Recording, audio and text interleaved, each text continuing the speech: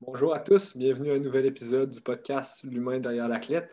Aujourd'hui, on va avoir la chance de parler à un nouveau membre de l'équipe, Félix Lompré. Donc, salut Félix, comment ça va? Ça va bien, toi? Ouais, super bien. Tu as commencé à skier un peu au Mont-Saint-Anne?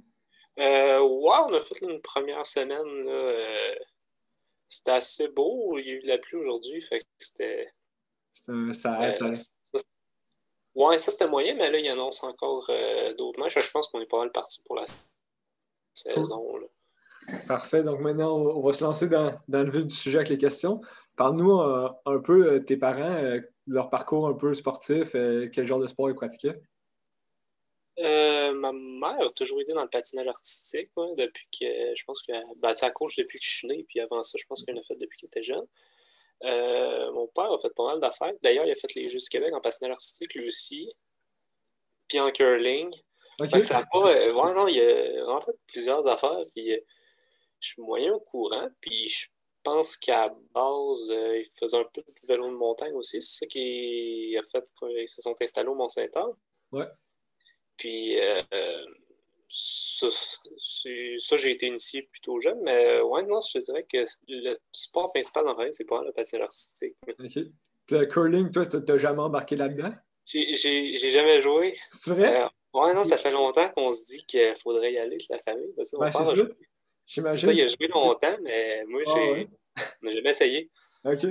Puis comme tu disais, ben, toi, t'as grandi au Mont-Saint-Anne, là, fait que j'imagine que t'étais pas loin des pistes de ski et puis vélo aussi, là. Oui, surtout vélo de montagne, tu sais, avec la Coupe du Monde à tous les années, Vélérium. Ouais, Puis ouais, c'était ouais. l'activité principale avec les amis aussi le dimanche matin, les cours de vélo. Ce qu'ils te font, étonnamment, j'avais pensé plus ce qu'il faut. J'ai embarqué là-dedans avec le programme d'Iniski à l'école primaire à 9 10 ans peut-être. OK. Puis j'ai accroché là, puis c'est vraiment quand je suis entré au secondaire là, que j'ai commencé à en faire pour de vrai. Ouais. Fait- Ça n'a pas commencé très jeune. Étais-tu dans le sport études, le ski ou? Ouais, Ouais, c'est ouais, ça. ça c'est. Puis c'est là que ça a parti, là. Bon, surtout pour le ski de fond. Ouais, excellent. Fait que, parle-nous un peu justement, là, tu disais quand au primaire, t'as commencé dans le ski. Quel genre d'enfant t'étais? Hyper actif ou plutôt tranquille? Et non, j'étais très, très calme. Je te dirais que mon activité préférée, c'est la lecture. Moi. Je OK. lisais, lire puis apprendre des affaires. Ok? Ça avait pas. À ce J'ai moment-là, on n'aurait pas pu deviner que tu allais devenir un athlète de haut niveau ou... Non, vraiment pas. J'aimais ça, mettons, tu sais, les cours de vélo, me promener dans le, tu sais, surtout me promener dans le bois, explorer. OK. Puis, fait, que je fais une coupe de sport avec, tu sais, au primaire à l'école. Puis, sinon, c'était jouer dans le bois surtout. Puis, je te dirais que c'est plus tard, là, c'était sixième année, secondaire 1, que là, j'ai réalisé que quand on faisait des affaires de course à pied ou des affaires où on était soufflé, des fois, j'étais meilleur que, tu sais, le gars plus grand que les autres qui gagne au basket à l'école primaire, Ah, là, quand il va voir. J'ai réalisé que j'étais bon pour être essoufflé. Fait que je me suis dit que, ça va être talent là-dedans, là. ben oui, puis depuis ce temps-là, ça a comme figuré un peu, là. Ouais, c'est ça. Ben là, t'as développé ça vraiment au Ouais, bout de ça, là. Cool. Fait que, ouais, tu disais, dans le fond, tu as passé du Niski au Club Nordique Mont-Saint-Anne, dans le fond. C'est vraiment là que tu as passé tout ton développement. ouais, ouais, ça a toujours été dans le coin ici, là.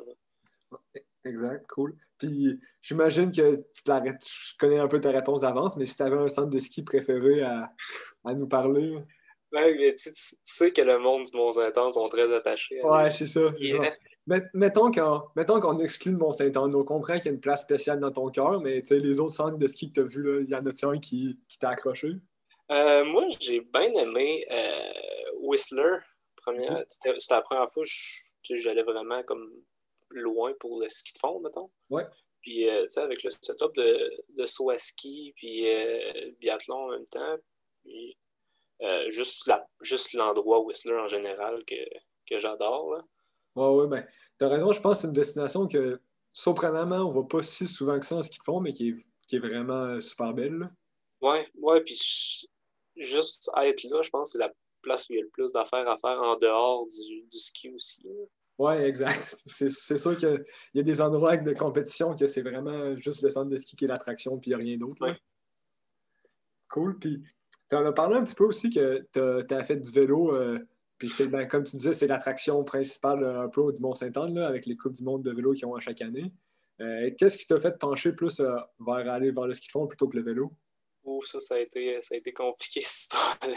Ouais, ben, Ben, pour les auditeurs qui ne le savent pas, tu as vraiment été de très haut niveau en vélo de montagne aussi. Là. ouais, c'est toute l'an au secondaire, j'ai fait club de ski, club de vélo, puis je faisais des régionales, Coupe Québec, dans les deux. C'était pas mal similaire. Après ça, j'ai fait l'équipe du Québec dans les deux. Ça a été jusqu'en 2018, j'ai fait top 30 en Coupe du monde en vélo et top 30 au mondiaux junior en ski.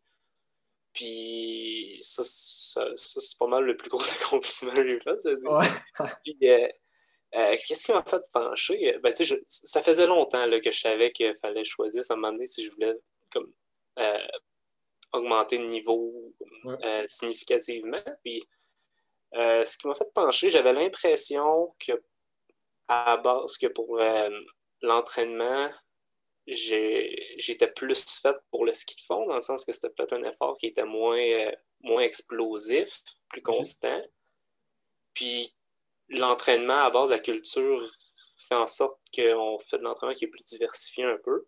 Tu Mhm. sais, ça j'aurais pu le faire par moi-même, mais euh, puis évidemment, il y a des groupes comme le centre qui nous permettent de rendre ça le fun. Puis ce que je me rends compte, c'est que la seule raison pourquoi j'avais pas besoin d'en faire des efforts explosifs tant que ça l'hiver, c'est que j'en faisais tout l'été. Fait que, fait que ça, je me suis rendu compte que ça n'a rien à voir. Fait que, au bout du compte, je pense que c'est vraiment le fait d'avoir un groupe Ouais. d'entraînement. Puis, Ouais, c'est ça. Je pense que c'est des structures comme le centre, justement, qui prennent leur importance dans ce ouais, domaine-là. oui, ouais, vraiment. Puis je trouve que si t'es pour faire ça pendant longtemps, c'est pas mal plus sain là, de faire ça de même.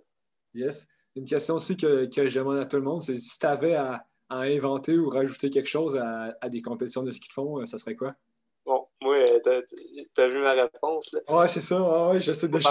Je vais partir sur une histoire. En vélo de montagne, avant, ça se faisait dans un chemin de 4 roues. On partait, c'était une épreuve d'endurance. On faisait de l'endurance. On pédalait pendant le temps que ça durait. Puis en 2011, il y a du monde qui se sont dit, nous autres, on va aller mettre des jumps. On va mettre une affaire que faut que tu aies vraiment de l'habile, sois habile. Puis si t'es pas habile, tu fais le tour, tu perds 15 secondes. Ça va rendre ça spectaculaire. Là, le monde, il paniquait. Puis au fil du temps, maintenant, je veux dire, c'est rendu normal là, d'avoir des jumps, des affaires super extrêmes parce que le monde se sont rendus que c'était plus, il n'y avait plus peur de ça, mais qu'ils voyaient ça comme de quoi qui est plaisant, Ouais. qui est cool, puis l'équipement évolué. Fait que moi, je pense qu'en ski, surtout en skate, ça pourrait être de quoi qui est possible, mettre deux, trois obstacles, puis euh, une voie de contournement pour ceux qui sont pas habiles, qui fait perdre du temps. Fait que ça met plus d'emphase sur les habiletés techniques. Puis je pense que ça rendrait ça plus spectaculaire un peu, le monde. Ouais, mais je pense que c'est intéressant, comme tu dis, c'est ça, d'aller chercher un aspect plus technique, puis justement, tu sais, de favoriser quelqu'un. Tu sais, si on pense déjà, il y a des parcours qui vont avoir des descentes un peu plus difficiles que d'autres, puis tu sais, qui jouent déjà un rôle, mais aller pousser ça encore plus loin, justement, en rajoutant des obstacles. Là. Ouais, puis je pense que tu sais, les jeunes, à la base, quand on lui fait essayer le ski de fond, ce qu'ils aiment, c'est faire des jumps. Là, tu sais. Ah ouais, effectivement, c'est certain que tout le monde passe par là dans son développement. Là. Fait que je pense que tu sais, on cherche des moyens d'attirer nos. Puis rendre ça plus intéressant. Je pense que ça serait quand même un bon moyen. Ouais, ben, tu sais, ben, j'imagine que tu as vu là, aux Olympiques de la jeunesse, la dernière fois que ça a eu lieu, tu sais, ils avaient fait ça pour le sprint, là, l'espèce de ski cross de parcours. Là. Ouais. Penses-tu qu'ils devraient aller mettre ça en Coupe du Monde aussi, puis devraient vraiment mettre ça plus gros, tu sais? Peut-être pas aussi compliqué, là, mettre des slaloms puis tout, ça devient compliqué, mais juste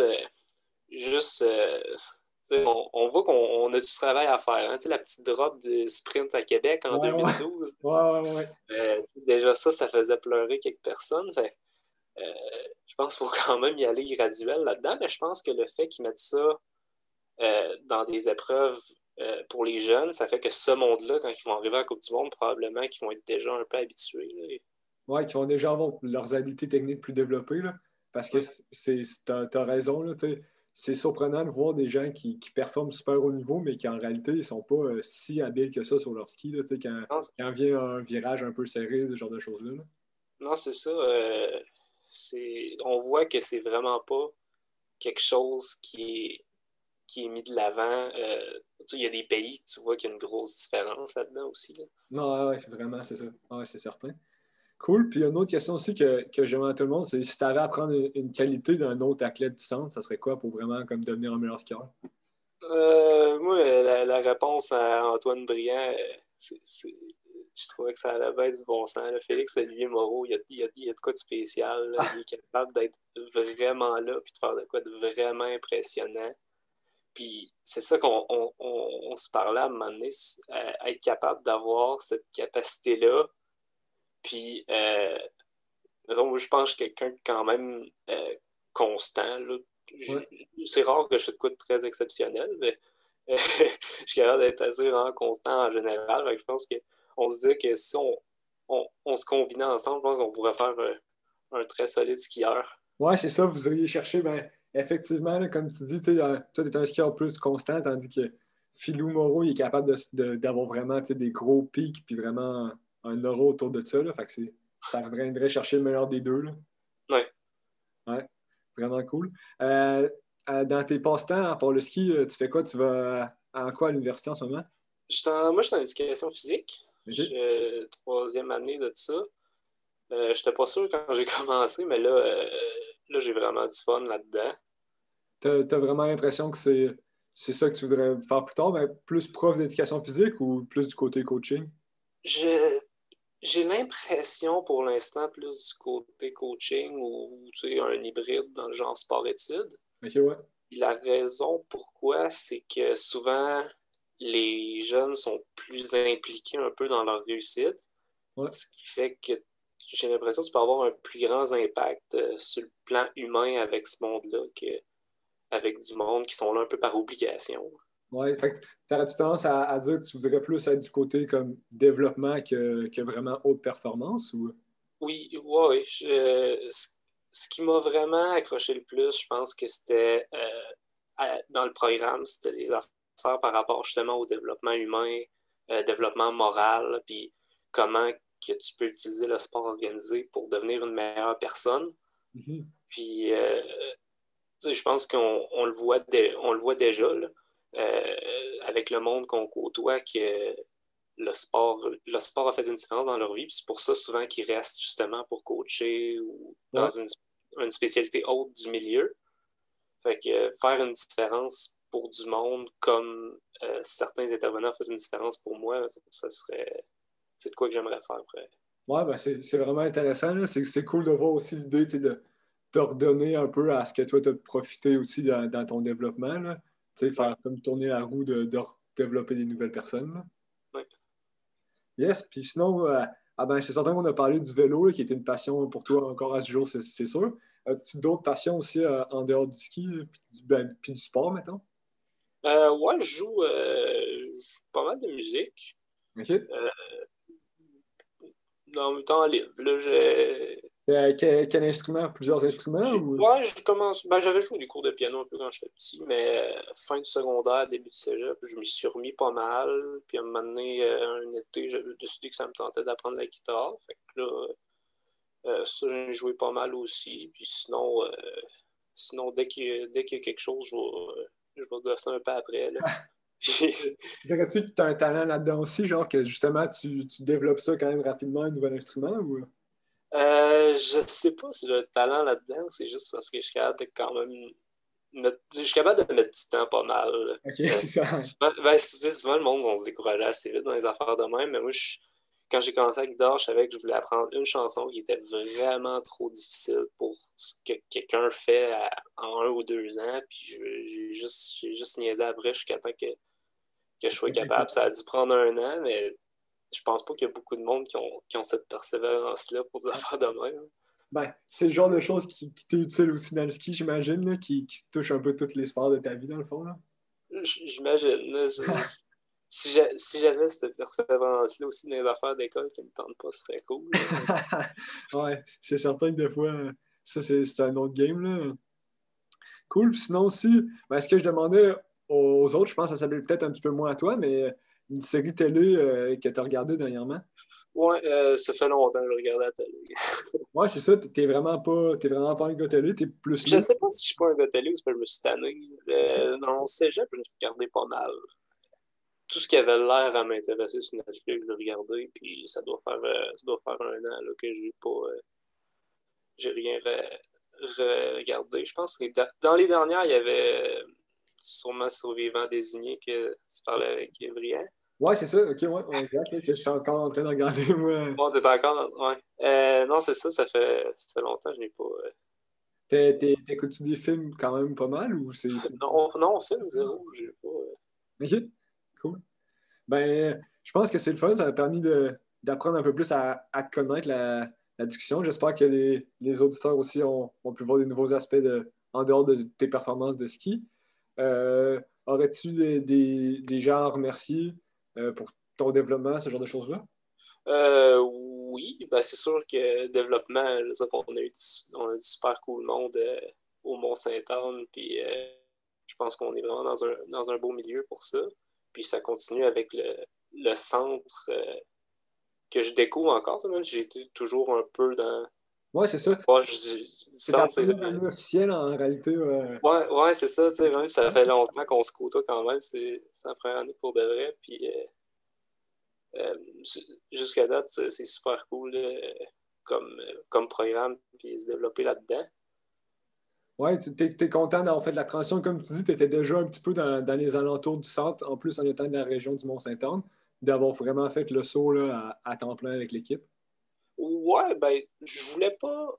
La raison pour laquelle j'avais pas fait le saut plus tôt, ben, il y avait parce que je fais du vélo, puis ensuite, je m'étais dit que tu sais, l'entraînement estival, tu sais, j'en avais jamais fait, puis je savais pas si ça allait m'intéresser. Fait que je m'étais dit que je pourrais faire 1 année euh, sans être à temps plein, juste pour voir de quoi ça a l'air. Puis, non, je suis bien content d'avoir Tu t'es embarqué pas là-dedans. tanné du ski à roulette?